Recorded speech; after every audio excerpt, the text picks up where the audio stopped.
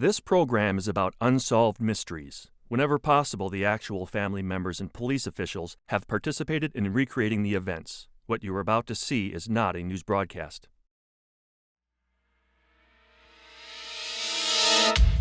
In 1978, 19-year-old Gus Hoffman was accosted by a motorcycle gang in San Jose, California. For 10 years, his mother has haunted gang hangouts in a desperate attempt to find her son or his killers. In 1927, 2 weeks before Charles Lindbergh's famous Atlantic crossing, a pair of intrepid French aviators attempted the same flight. Some believe they made it, and aviation history will have to be rewritten.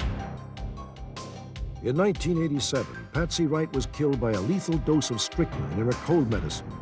Police believe the murderer was someone close to her. In 1942, the oil tanker Muskogee was sunk by a German U-boat. All hands were lost. 45 years later, the son of the Muskogee's captain has asked the Nazi U-boat commander to help locate the missing relatives of the men lost at sea.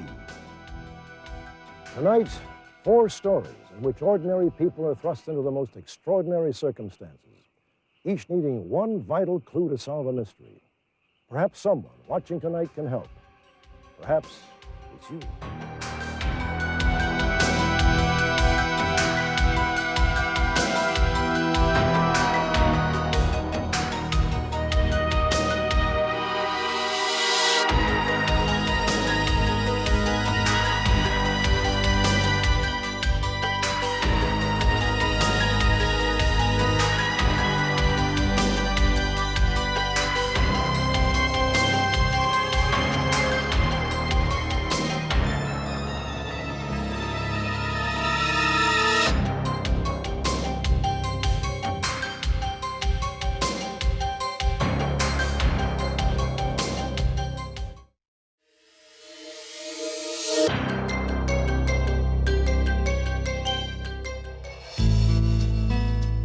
In 1977, Gus Hoffman was a popular 19-year-old in San Jose, California. He had a reputation as an excellent musician and a mechanical whiz. Gus was not a biker, but one of his hobbies was restoring vintage motorcycles, and he took great pride in his work. In October of 1977, Gus bought a 1966 Harley-Davidson Sportster. He spent 8 months and $4,000 restoring it to mint condition. The motorcycle became a source of conflict between Gus and his parents. We didn't like it at all. My husband gave him an ultimatum. He said, either you go or the bike. I said, I don't want you to leave, Gus. I said, you gotta do something. And neither does your dad want you to leave. So he's just afraid that something's gonna happen to you. We don't want you to have that bike. He said, well, I'll just fix it up and I'll sell it. That's what he told us. On July the 4th, 1978, Gus put the finishing touches on his motorcycle.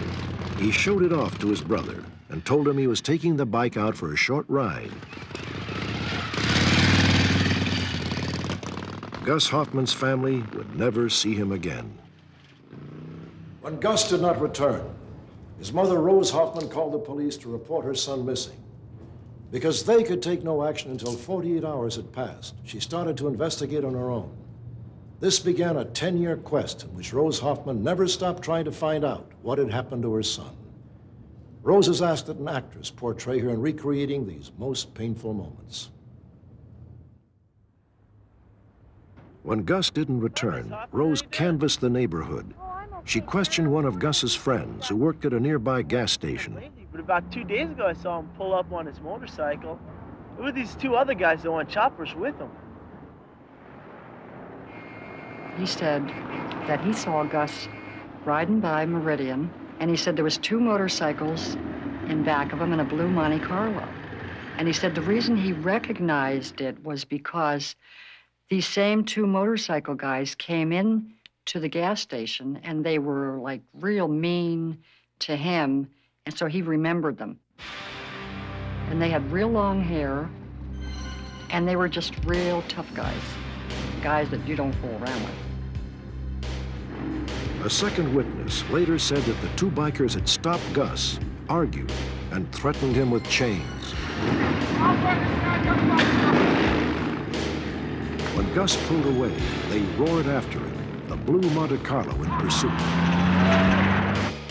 The two witnesses identified one of the bikers as Michael Hodges, a member of the Forgotten Few motorcycle gang. The other was Michael Stevenson, another member of the same gang. If there was ever a person who you could say was a career criminal, the name would be Michael Stevenson. He's probably the most violent person that I've ever investigated. The San Jose police did not have enough evidence to bring Stevenson and Hodges in for interrogation, so they began to question other gang members who knew the two men. Yeah. We're with the San Jose police. Got a few questions to ask you. All right. What's up? Yeah, do you know Gus Hoffman by any chance? No, never heard of him. No one was willing to talk.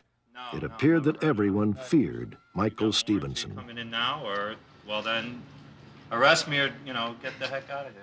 After they found out who they were, they told me, expect the worst. I got very angry. My husband got angry. We said, no, this can't happen. I just wanted to go after them after that. I mean, that's all I thought about, was going after them.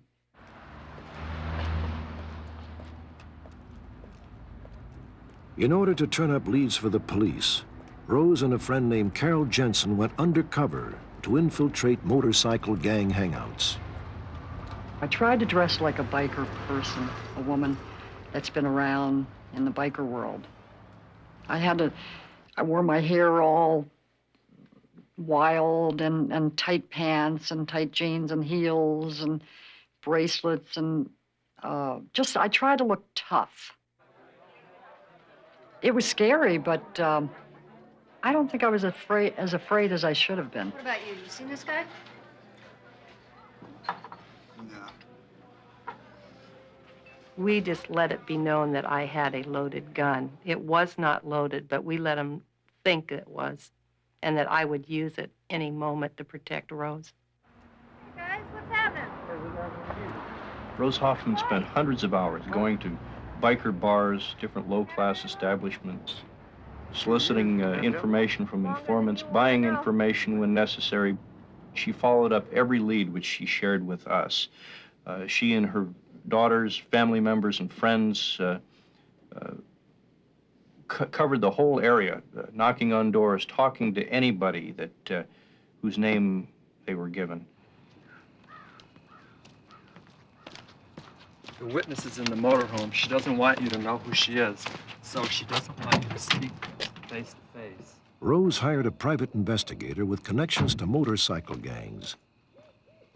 He set up a meeting with a woman who claimed she knew what had happened to Gus.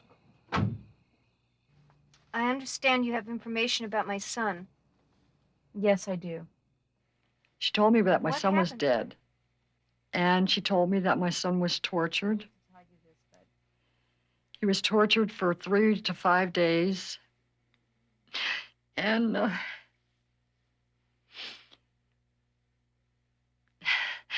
I begged her. I said, please, tell me who did it. You got to talk to the police. You got to talk to the police. I begged her. I offered her money. I said, I'll give you anything you want, anything. Please talk to the police and tell them. And anyway, the investigator, he just said no, there's no way he could let her talk. He said he just wanted her to let me know what happened to my son. And I begged him to. And he said, I can't. He said, I don't want to be responsible for her death.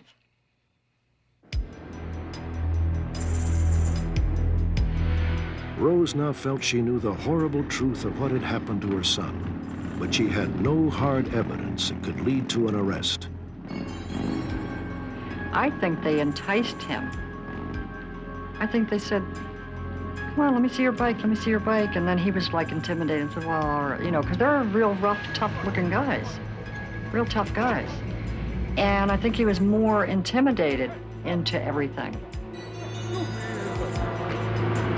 What are you guys chasing me for? I wasn't chasing you. You whipping out the chain on me, man. And I think that once that he got off his bike, that was it. I think they wheeled the bike into the garage and then walked him into the garage. And when that garage door went down, he was never seen again. Never seen again. On June the 19th, 1986, Michael Stevenson was killed during a failed extortion attempt. His death provided an unexpected break in the Hoffman case. See if you've ever seen this man before. With Stevenson dead, police re-questioned members of biker gangs and other possible witnesses. Oh, yeah. Now they talked, and they named names. That's Michael Lee Stevenson. It appears that Gus Hoffman was forced through intimidation to go to Mike Stevenson's residence in San Jose, was forced through intimidation to enter the garage. There were certain acts of violence against Gus Hoffman inside that garage, which ultimately resulted in his death and the disappearance of his motorcycle. Police immediately arrested Michael Hodges, one of the men witnesses had linked to Gus's murder. Richard Dollar, a friend of Hodges, was picked up at San Quentin, where he was already serving time for a parole violation. The third remaining suspect, John Stell, was finally captured in Northern California. He was carrying a loaded handgun. Tragically, no trace of Gus Hoffman has ever been found. Rose Hoffman wants to give her son the dignity in death that he was denied at the end of his life. She hopes one of our viewers can help.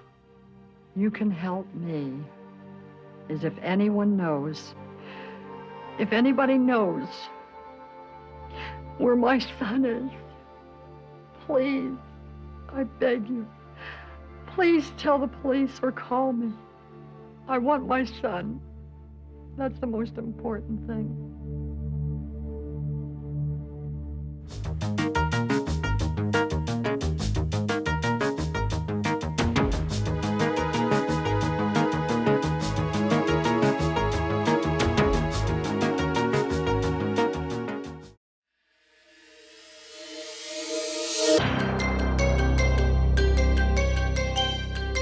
On a previous broadcast, we brought you the story of a Los Angeles resident who one midnight last summer went to an automatic teller machine to make a cash withdrawal. He never returned home. On June 8, 1988, 22-year-old Matthew Chase left his house and drove to his bank a few blocks away.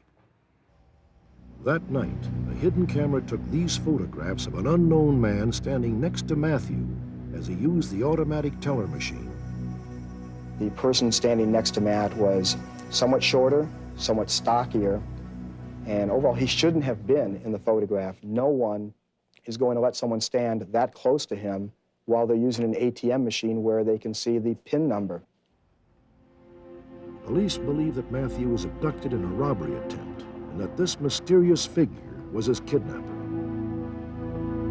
Today, I sense that he's still alive, and that has kept us going, and we'll never stop looking for him until we find him, and I know we'll find him. Over the next few months, Matthew's friends and family scoured Los Angeles, searching for the missing youth. They turned up nothing. Los Angeles can be a dangerous place at night. We saw a lot of things that were very frightening, I think, and that only made it more real to us that something perhaps very serious had happened to Matt. On March 29th, one chapter of this mysterious case came to a close when the Los Angeles coroner's office positively identified the body of Matthew Chase. His remains were discovered in a ravine in nearby Pasadena on September the 17th of last year, 3 months after he disappeared. Identification was delayed by the difficulty in tracking down dental records. The cause of death was a gunshot wound. We had estimated that he had been down in this canyon area since the last week in June of last year to September when he was located. This case is being handled as a robbery homicide at this point. The man in the bank photograph is wanted for questioning in the disappearance and death of Matthew Chase.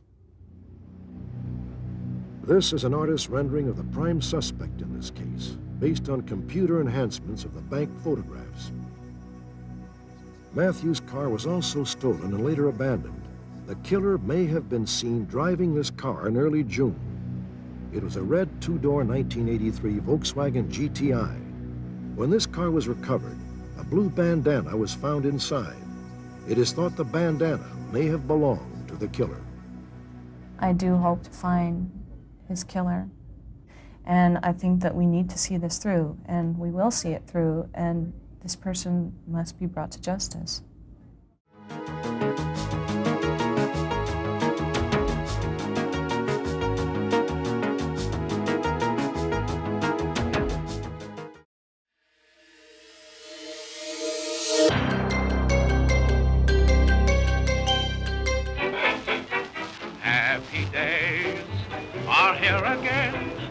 On May 21st, 1927, Charles Lindbergh electrified the world by being the first to fly non-stop across the Atlantic from New York to Paris. All together, shout it now, there's no rock. When he returned home, he received a hero's welcome.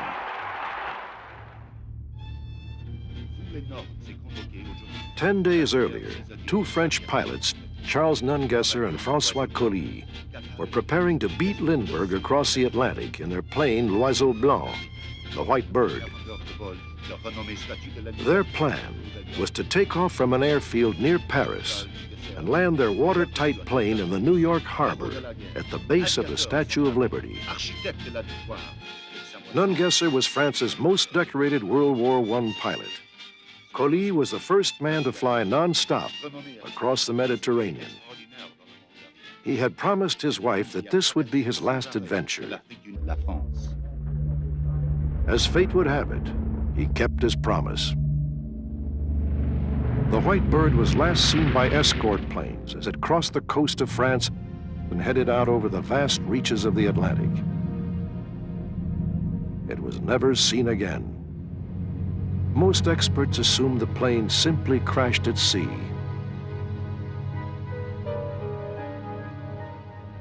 Nearly 50 years later, in 1971, Jim Reed, a local hunter, was deep in the remote woods of Maine when he came across a strange moss-covered mound. I saw something that just didn't look right. I thought it was a boulder at first. And shortly thereafter, I went up and I probed around, and it was an engine, an aircraft engine. Well, I was a mechanic, and it was definitely not a diesel engine or an automobile engine. The cooling elements, the way it was built, it indicated to me it was an aircraft engine. Jim Reed was never able to relocate the engine, although he made several attempts to retrace his steps through the dense woods. Could it have been the last remains of the White Bird, and proof that the French pilots actually crossed the Atlantic 2 weeks before Lindbergh? It's very much like trying to assemble a jigsaw puzzle. And little bit by little bit, the pieces come together and make a picture. And we have enough of a picture now to convince us that we're on to the trail. Rick Gillespie and his wife, Pat Thrasher, are aircraft archaeologists who've been searching for the White Bird for over 4 years. They're so convinced the plane crashed in Maine, they've given up their jobs to devote their lives to search for the missing plane. After 50 years, most of the aircraft made of wooden fabric will have totally disintegrated, but they feel they are close. Using a helicopter equipped with an infrared scanner, the investigators surveyed the area near Machias, Maine, where the engine had been sighted. Rick, we're about to come They were hoping to find traces of metal that would indicate where the White Bird had crashed. From the very beginning of this project, we felt that technology would be the answer. And we have driven ourselves nuts trying to find that technology. And time again, what has worked is people. People have succeeded. People have led us closer. Rick and Pat concentrated their investigation on longtime Maine residents who might have seen or heard the White Bird 50 years ago. They visited a retired blueberry farmer who had lived in the area for 77 years. I was outside, and all of a sudden, this plane was overhead. You heard the aircraft? I heard the airplane. Harold Vining is the last person still alive who claims to have heard the white bird on its final flight. At that time, we was all keyed up, listening for Lindbergh. Due to the fact that this plane was traveling in the wrong direction, it couldn't have been Lindbergh. I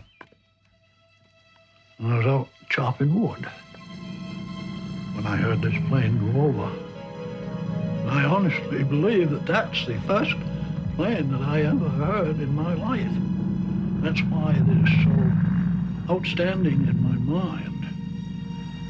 Not knowing that it was these French people trying to make history, I just paid no attention to it.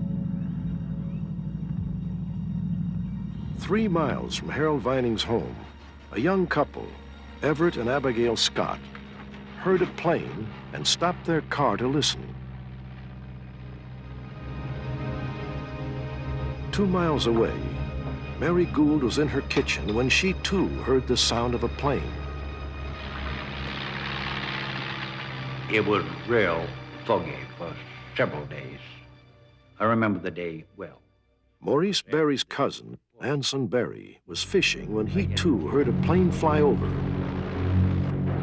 then heard its engine stop.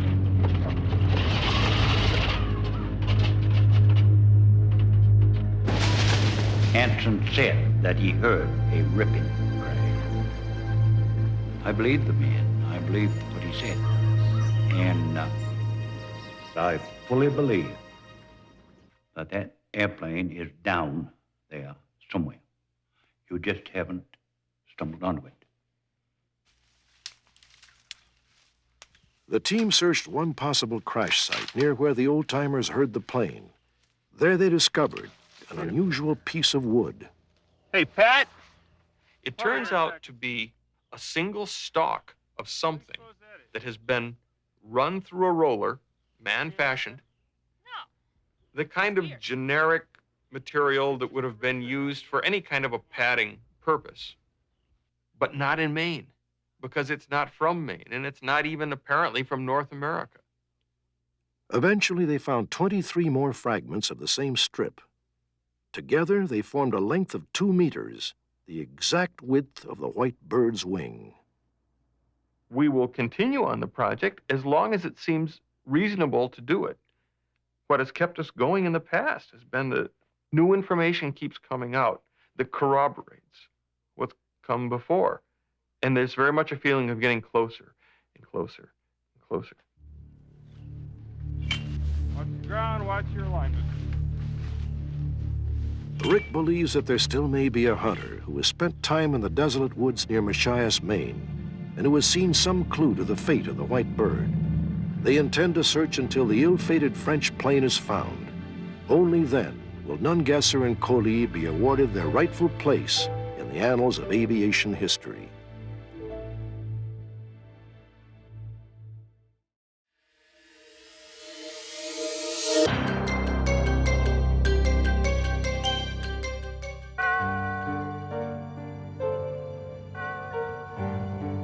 October 1987, Arlington, Texas.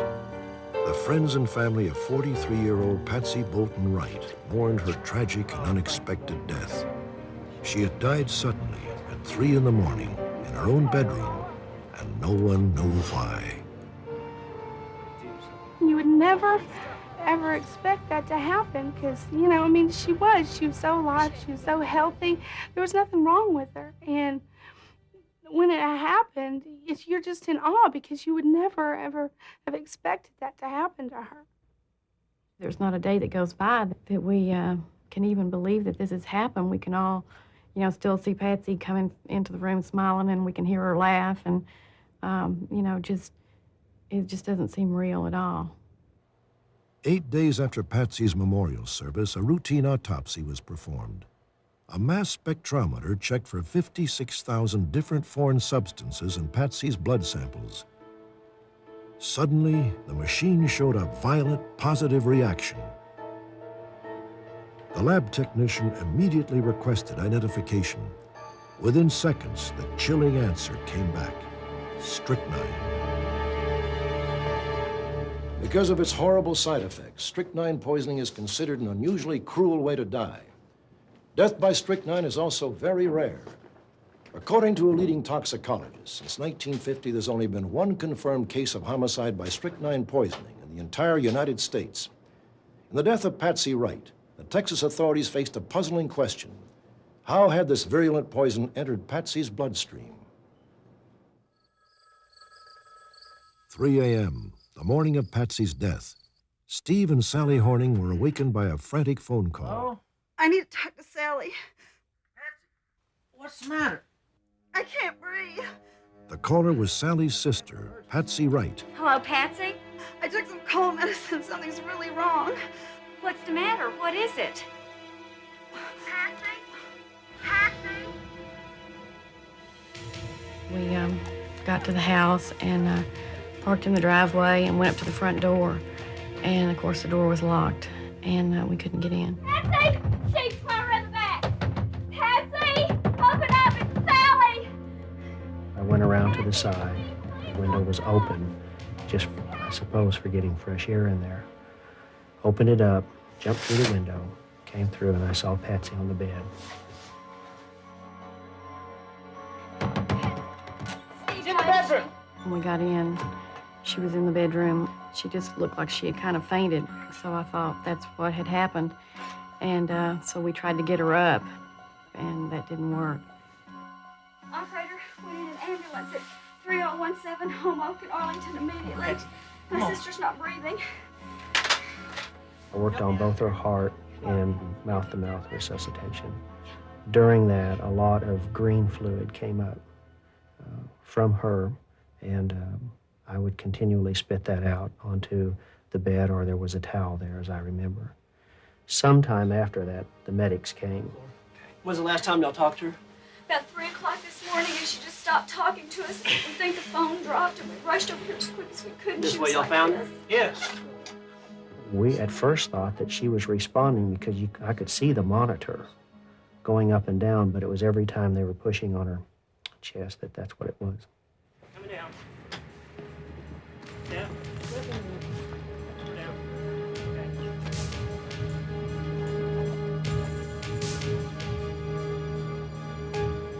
I rode to the hospital in the ambulance with her, and they said that they were not able to save her, and they said they had done everything they could do, and there just wasn't anything they could do. Neither Sally nor the police had any reason to suspect foul play. But in her phone call, Patsy had mentioned taking cold medicine, so police collected the bottle for possible analysis. Patsy's cold medicine contained huge amounts of strychnine. The FBI ruled out product tampering. Patsy Wright seemed to have everything to live for. She had 2 children, a son Wayne and a daughter Leslie, to whom she was very close.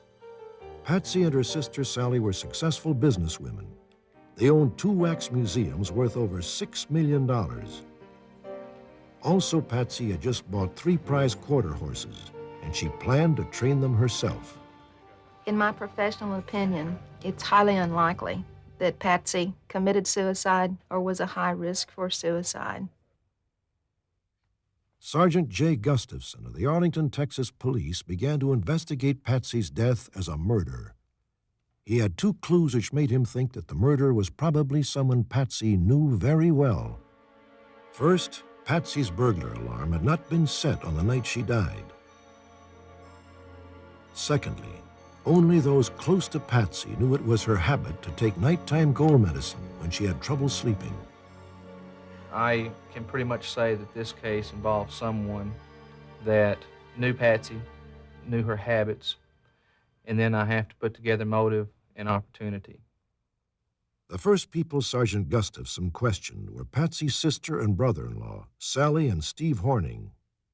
They started asking a lot of questions of all of us, and I guess we came to the realization that we were all, pretty much suspects, and they had to ask us some questions that, were not very comfortable, and, I don't ever want to go through that again. The sergeant looked for a motive. Patsy's wealth came from the 2 wax museums she owned with her sister. Not only were the museum's tourist attractions, they were also centers of social life in their respective towns. When Patsy died, the museums were inherited by Steve and Sally Horning. We as family members were being asked questions that you never even think you're ever going to be asked. So, surprise and hurt, and yet knowing that questions like these have to be asked. Did you put that strychnine in Patsy's cold medicine? No. The authorities also speculated that if Steve Horning had poisoned Patsy, he would not have performed mouth-to-mouth resuscitation on her, taking potentially deadly liquid into his own mouth. Steve and Sally, along with other family members, voluntarily took polygraph tests. All of them passed. Police also gave Patsy's former boyfriend, Leo Fikes, a polygraph test. He was one of the ones that would have been close enough to her to have known about her taking the liquid cold medicine on occasion. He was very much in love with Patsy, but for reasons from Patsy herself, she did not want to get remarried. Do you know for sure who caused Patsy to be poisoned? No. I had no fear of any questions. I had no fear of a polygraph test. Regarding Patsy, in realizing that I was a suspect. So I think the most difficult part of it for me was that Patsy had rejected me, and we had not been real close for 7 or 8 months prior to that. I'd seen her, been out with her 2 or 3 times, but there was a certain tenseness when we were together. Leo Fikes passed his polygraph test.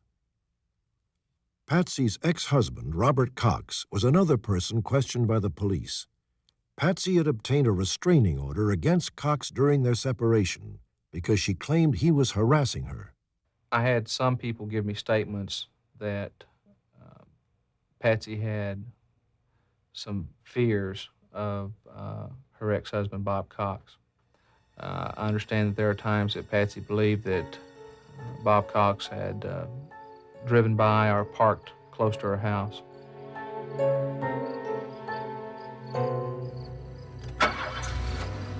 We knew that Patsy was going to be testifying against her second husband in an upcoming civil suit about a arson fire. And we knew that he had called her on number of occasions and asked her to change this or that story, and she had told him that she was going to tell the truth. He was offered a polygraph test, the same as several others that I had interviewed and taken statements from, and he refused to take a polygraph test. Robert Cox maintains his innocence, as does Leo Fikes, and there is evidence to suggest that neither of them is guilty. Next to Patsy's bed on the night she died were 2 empty dinner plates on a tray. It seems highly unlikely that Patsy would have spent an intimate evening with either Robert Cox or Leo Fikes. Could there have been an unknown visitor that night, intimate enough to know Patsy's personal habits and to share a late-night dinner with her?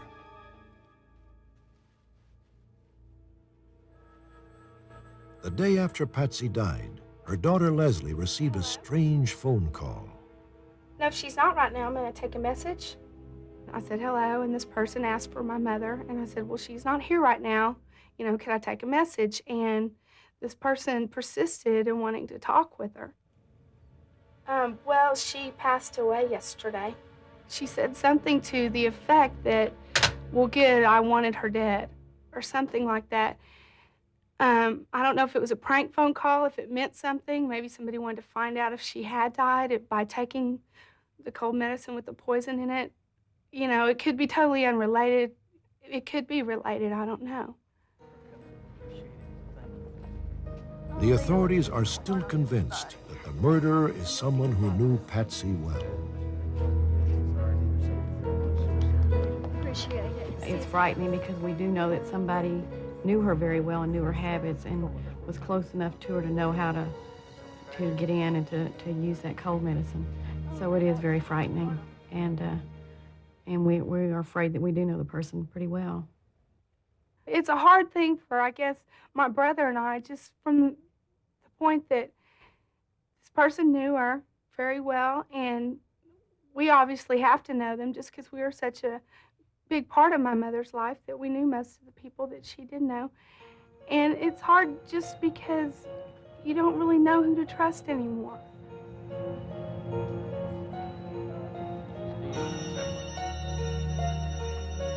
This is not unlike someone who wanted to set a trap out in the woods to trap something illegal. He knows what path the animal goes down.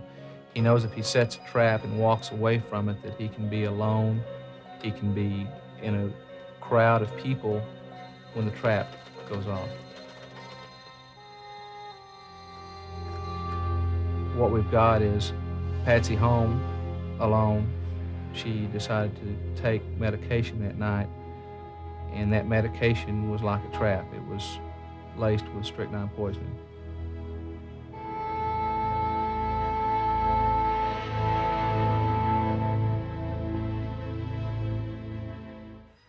In a moment, the story of an American oil tanker, the Nazi submarine that sunk her. Over 45 years later, the real story can finally be told.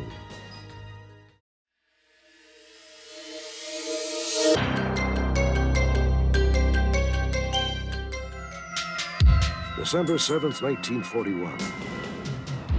On that day of infamy, the Japanese bombed Pearl Harbor, and the United States was thrust into World War II. In the Pacific, the Japanese claimed victory after victory. But in the Atlantic, the German Navy threatened the sea lanes in America's backyard. The German submarines, known as U-boats, even infiltrated the waters of New York Harbor and Chesapeake Bay.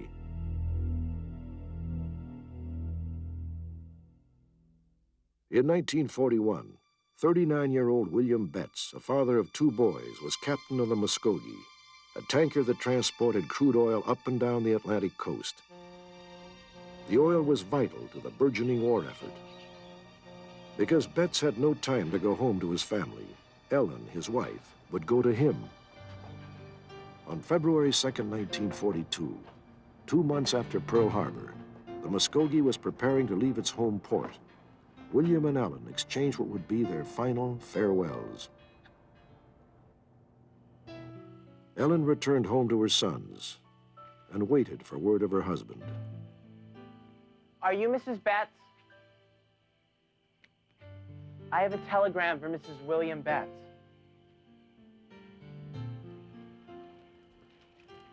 I received a telegram from the company saying that the ship was probably lost on its way north. And that is all they said. They didn't know anything. Ellen had no idea what happened to her husband, the father of her 2 boys. 1 year later, the older son, George, was drafted into the military, but he remained haunted by his father's unknown fate. For 13 years, there was no clue. Then, in 1955, in a strange coincidence, a friend at work showed him a book about German submarines called the Sea Wolves, and George had his first clue as to what happened to his father. It told of how this submarine, the U-123, as soon as they arrived in their battle zone, why they came upon the tanker Muskogee and sunk it. After I got done work that day, why, I hopped in my car and rode north to my mother's home to see if I could find out if that's where the Muskogee had come from, was Wilmington. And she said yes. I said, well, then I've just found out what happened to Dad's ship when it went down.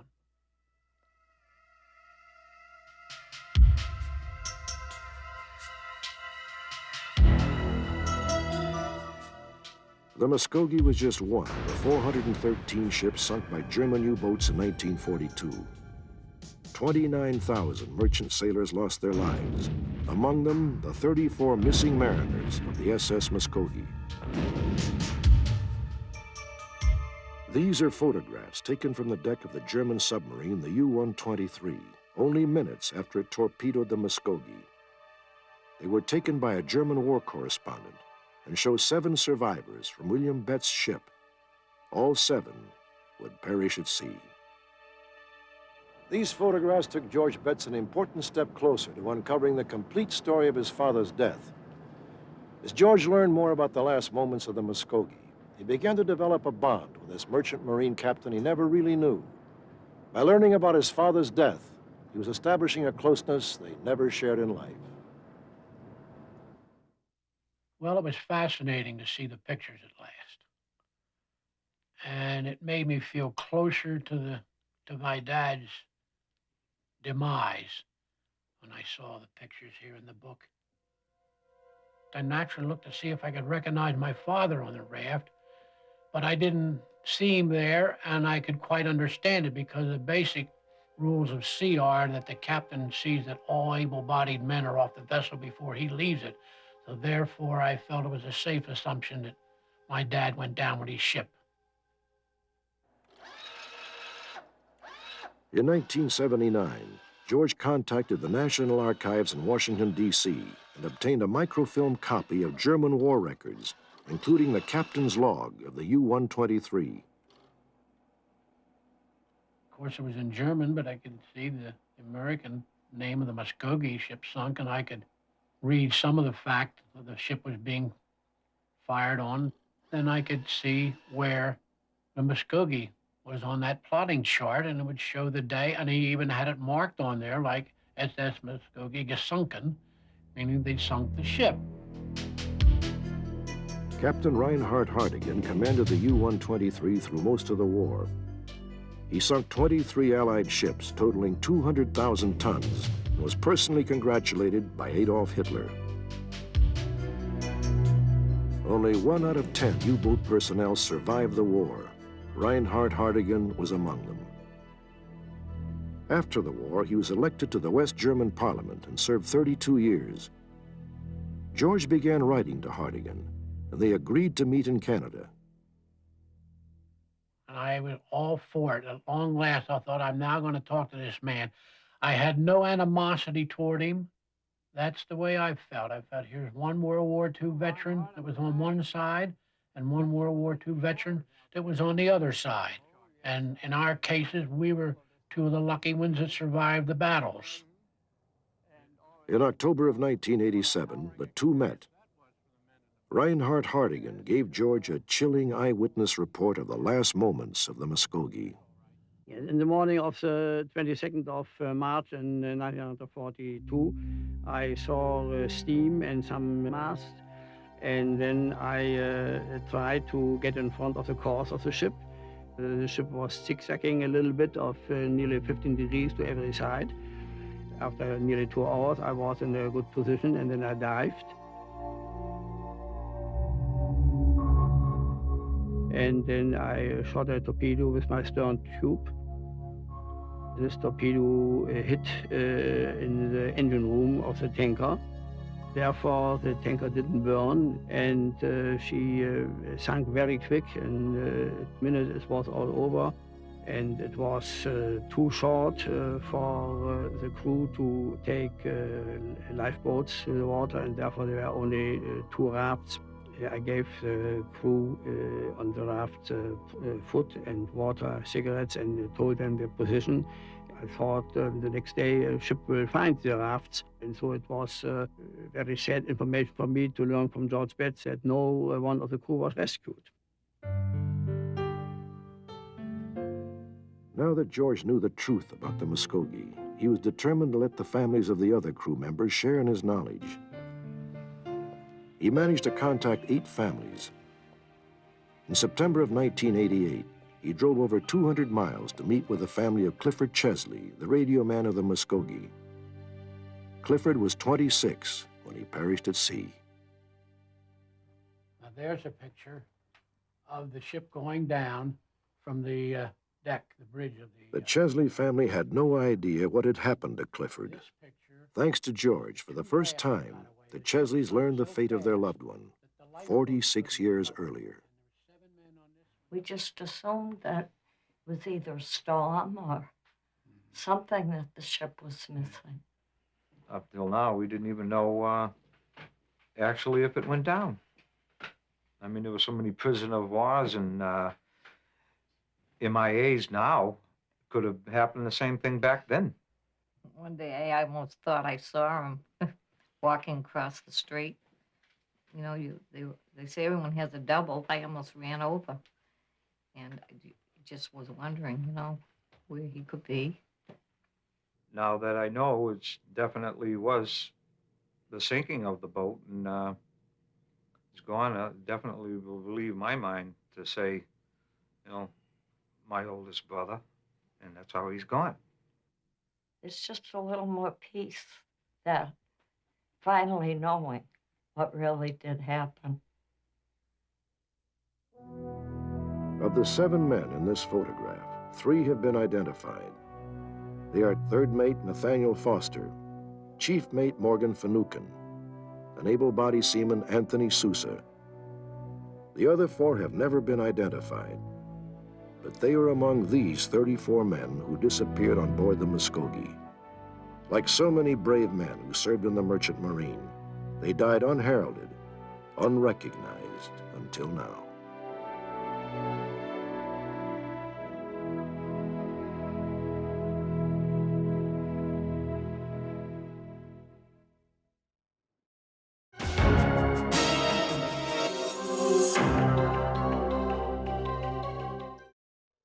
Next week on Unsolved Mysteries, the story of a 16-year-old schoolgirl who vanished just yards away from her parents' home.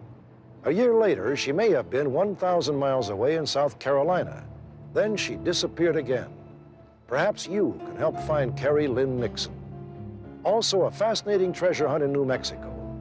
50 years ago, a prospector discovered a maze of secret tunnels in a mountain, which he claimed led to an underground chamber filled with gold bars and priceless relics. Join me next week for another edition of Unsolved Mysteries.